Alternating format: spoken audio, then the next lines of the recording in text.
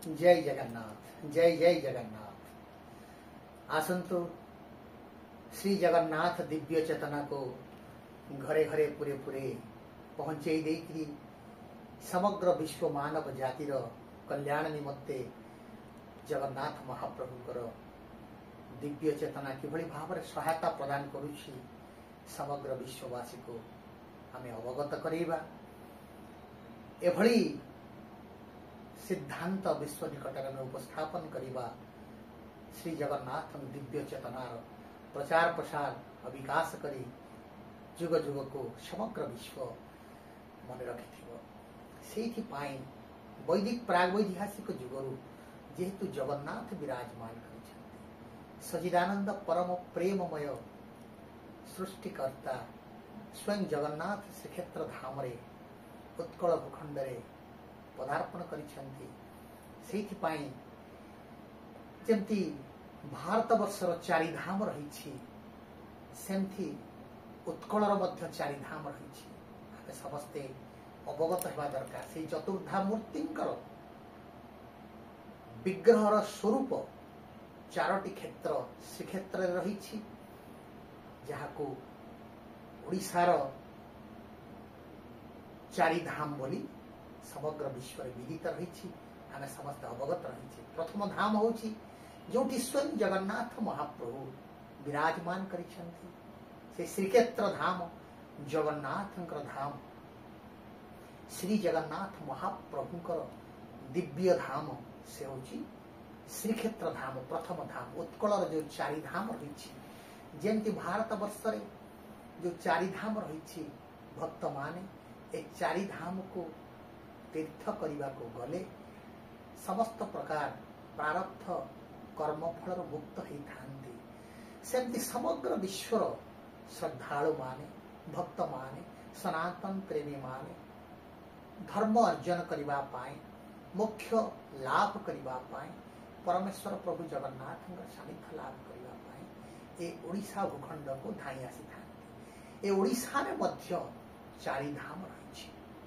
जो धाम को दर्शन कले, जो धाम रे आमे तार साहचर्य लाभ कले, जो धामर सानिध्य लाभ कले, जीवर कोटि प्रारब्ध जन्मर कर्मफल मनीष मुक्त होता है एवं आनंदमय मनीषर हृदय आनंदमय रे परिणत हो जाए था। सच्चिदानंद आशीर्वाद मिलता है।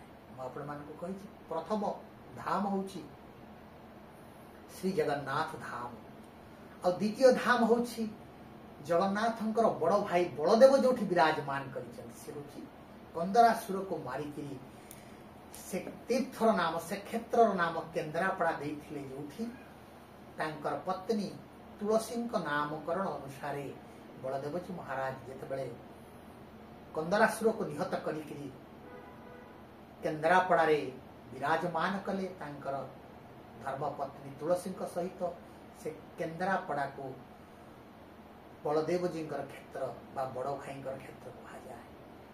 तृतीय क्षेत्र होची जगत जननी परम वंदनीय क्षेत्र, जहा होची आपणकर महालक्ष्मी क्षेत्र। महालक्ष्मी होचंती सुदर्शनंकर प्रतिनिधित्व करिथांती, कारण जदिओ श्रीमंदिर चतुर्धा मूर्ति रे महालक्ष्मी नहांती, भगिनी सुभद्रा रहिछंती।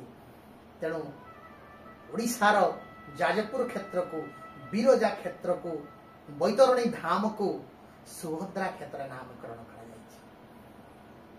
जगन्नाथ क्षेत्र श्रीक्षेत्र पुरी, बलदेवंकर क्षेत्र केन्द्रापड़ा एवं सुभद्रांकर क्षेत्र बैतरणी क्षेत्र बा बिरजा क्षेत्र। आ चतुर्थ रे होउछंती सुदर्शनंकर क्षेत्र।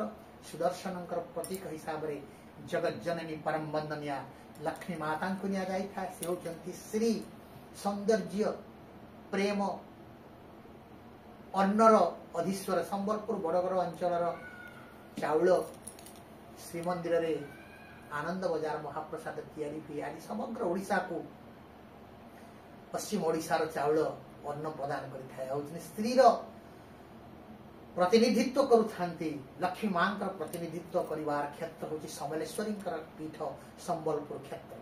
तेणु संबलपुर क्षेत्र होची आपणकर सुदर्शनंकर क्षेत्र बा महालक्ष्मींकर क्षेत्र विरजा क्षेत्र होची सुभद्रांकर क्षेत्र बा बैतरणी क्षेत्र होची सुभद्रांकर क्षेत्र केन्द्रापड़ा होची बलदेवजींकर क्षेत्र एवं श्रीक्षेत्र धाम होची जगन्नाथंकर क्षेत्र। ये होची ओडिशार चारि धाम जो भक्त माने जो आध्यात्मिक विद माने जो जिज्ञासु माने खाली ओडिशार भक्त नुहंती भारत वर्षर भक्त विश्व देश विदेशर भक्त माने जिते श्रीक्षेत्र को आसती श्रीक्षेत्र में जगन्नाथ महाप्रभुंकर दर्शन करने सहित ए उत्कलर चारि धाम को दर्शन कले महापुण्य प्राप्ति होता है।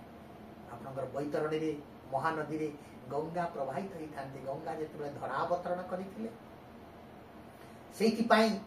गुप्त कुंभ मेला आज भी चली जमती मुझे 21 जगार गरुड़ जिते बड़े अमृत नहीं वैकुंठ को जाऊे पक्षीराज हेले भी तो पक्षी ना से एभली भाव से अमृत भांड को नौथिले ए धरा पृष्ठ 7टी जगार छिटिकी चहलिकी अमृत पड़े तेणु से 21 जगार आज हूँ 7टी जगार मुक्त कुंभ चली आउ बड़का जगह गुड़िक गुप्त कुंभ चली विगत समय समस्त निकट में उपस्थापन करी तेणु ये जो पवित्र बैतरणी धाम जो विरजा क्षेत्र हूँ सुभद्रांकर क्षेत्र ये जो महानदी कूल समलेश्वरी विराजमान कर संबलपुर हूँ महालक्ष्मींकर क्षेत्र जगन्नाथ धाम श्रीक्षेत्र हूँ जगन्नाथंकर क्षेत्र केन्द्रापड़ा हूँ बलदेवंकर क्षेत्र ये हूँ सारसत्व दिव्य अमृतमय उत्कलर चारि धाम साधु सन्थ माने 33 कोटी देवादेवी माने जगन्नाथ दर्शन करने को आसला बेले हत पुरुष माने दिव्य पुरुष माने आध्यात्मिक पुरुष माने जिते श्रीक्षेत्र आसती जगन्नाथ महाप्रभु दर्शन करने से उत्कलर चारि धाम को दर्शन कर तार सानिध्य लाभ करने को भूलती ना। आम समस्ते सचेतन हवा आम समस्ते ए गूढ़ तत्व को उपलब्धि करवा संगे संगे आमे अमृतमय चारि धाम को ओडिशार चारि धाम को नहीं गौरवान्वित हवा एवं से पवित्र पीठर महात्म्य को मर्मे मर्मे उपलब्धि करी चारि धाम महात्म्य को निजे बुझा ज्ञाति कुटुंब आत्मीय स्वजन समस्त निकट में अमृतमय तथ्य को उपस्थापन करवा समग्र भारत वर्षर समग्र विश्व जिते साधु सन्थ धर्मजाचक माने परिव्राजक माने भक्त माने श्रीक्षेत्र जगन्नाथ धाम दर्शन करने को आसुछंती ए चारि धाम को दर्शन करने आमे प्रेरणा प्रदान करवा जद्वारा उत्कलर आर्थिक एवं आध्यात्मिक भावधारार नवश्चुंभी विकास हेब ये हूँ जगन्नाथ चेतनार आध्यात्मिक अभिव्यक्ति। जय जगन्नाथ।